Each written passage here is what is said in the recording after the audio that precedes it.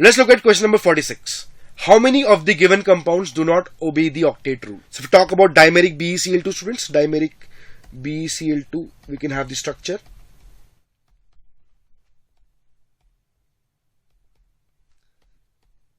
So this is the structure of dimeric BeCl2 students.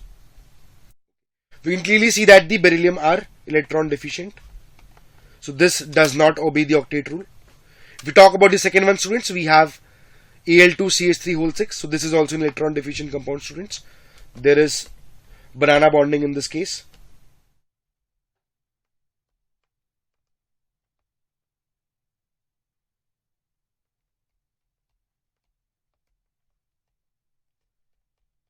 So there are 3 center 2 electron bonds present in this species, just like diborane. If we talk about SNF3 students, SNF3 also has an expanded octet of sulfur. So this is also not obeying the octet rule students. If we talk about the fourth compound, which is N3H, so N3H obeys the octet rule students. It can be represented as this structure, or its resonating form will be this. So in this compound students, all of these given species have complete octet and hydrogen has a complete duet of electrons. Okay, so this is not going to be an answer students. If we talk about the fifth one, which is polymeric BeCl2. So in polymeric BeCl2 students, we have complete octet of beryllium.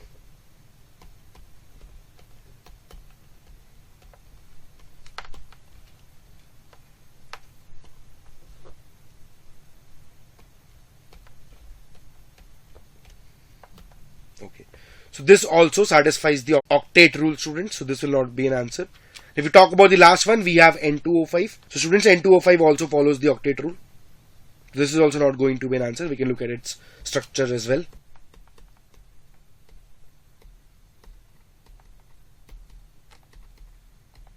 Okay, so this is the structure of N2O5 students. So out of this given 6 compounds, 3 of them they obey the octet rule, while 3 of them they do not. So for question number 46, we have to mark the correct answer as 03 students. Let us look at the next question now. Question number 47. How many lines are obtained in the Paschen series when an electron de-excites from the 7th orbit in a sample of hydrogen atom? So students, the examiner is interested in the Paschen series. So Paschen series ends at n equal to 3. So we can have 7 to 3, we can have 6 to 3, we can have 5 to 3, and we can have 4 to 3. Students, a total of 4 lines are observed in the Paschen series. So the answer to this question has to be marked as 04.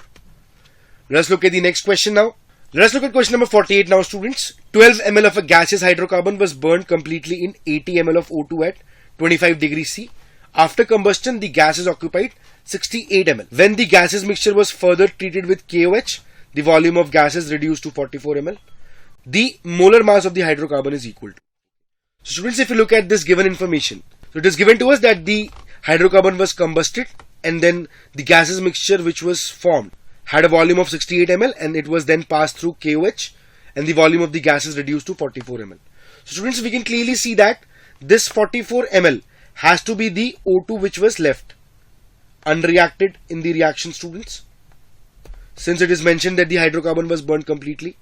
So O2 left is equal to 44 ml, which means that the O2 which reacted in the reaction is equal to 80 minus 44, which is equal to 36. Okay. So students, 36 ml of O2 is left unreacted. Now if we talk about the gases mixture after combustion students, after combustion it is given that the gases mixture occupied 68 ml.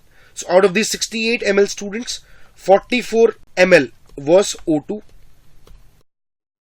So if we subtract this number from the total volume of gases students, we'll get the volume of CO2 which was evolved after the combustion reaction. So we can clearly see that volume of CO2 will come out to be equal to 24 ml.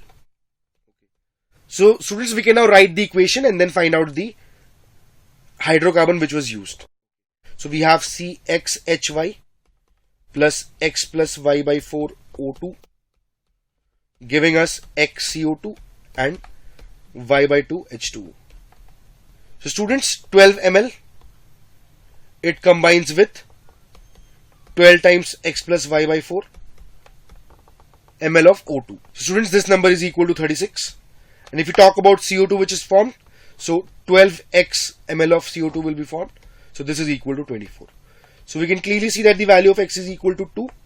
And if you simplify this expression, we're going to have the value of x plus y by 4 equal to 3. It must mean that the value of y is equal to 4. So students, we have the hydrocarbon, it is C2H4. And if we talk about the molar mass of C2H4 student, it will be equal to 28 students. And for this question, we have to mark the answer as 28. Let's look at the next question now. Question number 49. A sample weighing 2 gram contains a mixture of sodium carbonate and sodium bicarbonate. The mass percentage of sodium carbonate in the sample is X%. The sample was heated and the residue weighed 1.69 grams. What is the value of X closest to the nearest integer? It is mentioned to us that water and CO2 both are liberated as gases. So if we talk about the heating of this compound, students, we know that only the bicarbonate, it dissociates. So it forms carbonate along with the liberation of H2O and CO2. So we can have the balancing now, students. So 2NaHCO3 is giving us Na2CO3 plus H2O plus CO2. So it was mentioned that the sample, it contained 2 gram mixture. So we can assume that there are A moles of NaHCO3. So looking at the stoichiometry of the reaction, students, we can clearly see that the moles of H2O and CO2 formed will be A by 2, and Na2CO3 will also be formed as A by 2. Now if we talk about the mass which is lost, students, there was 2 gram taken initially, and finally the mixture weighed 1.69 grams only. So it is given to us that both CO2 and water are liberated as gases. So it must mean that these many moles of H2O and CO2 must have escaped from the system. Okay. So if we talk about the mass getting escaped, students, so we're going to have A by 2 into 18, which is the mass of water, plus A by 2 into 44, which is the mass of CO2. So this shall be equal to the difference between these two masses, students. So this will be 0.31. So if we solve this expression for the value of A, so we're going to have A into 31 is equal to 0.31. So A is equal to 1 upon 100. Okay. So the moles of NaHCO3 which was present is equal to 0.01. And if we talk about the mass of NaHCO3, students, the molar mass is 84. So the mass present in the sample is going to be 0.84 grams. So this must mean that the mass of Na2CO3 in the sample has to be 1.16 grams, students. So if we talk about the percentage of Na2CO3, students, it has to be equal to 1.16 divided by 2 into 100. So this will come out to be equal to 58%. So students, the answer to question number 49 has to be marked as 58. Let us look at the next question now. Let us look at question number 50 now, students. Consider the given thermodynamic functions or properties. The examiner seems to be interested in the number of the state functions and the number of extensive properties. Okay. So if we talk about the state function, students, so pressure is a state function, students. We have volume. Volume is also a state function. Temperature is also a state function.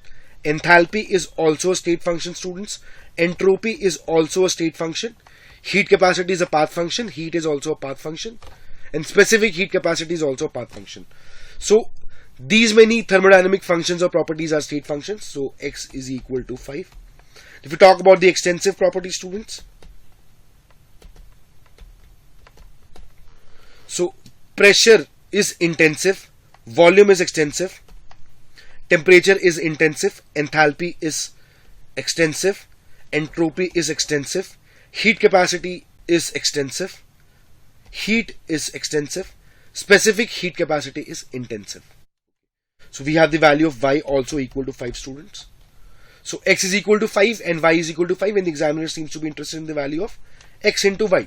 So students, the correct answer to question number 50 has to be reported as 25. So this is it for today, guys. I hope the solutions were clear to you. Thank you.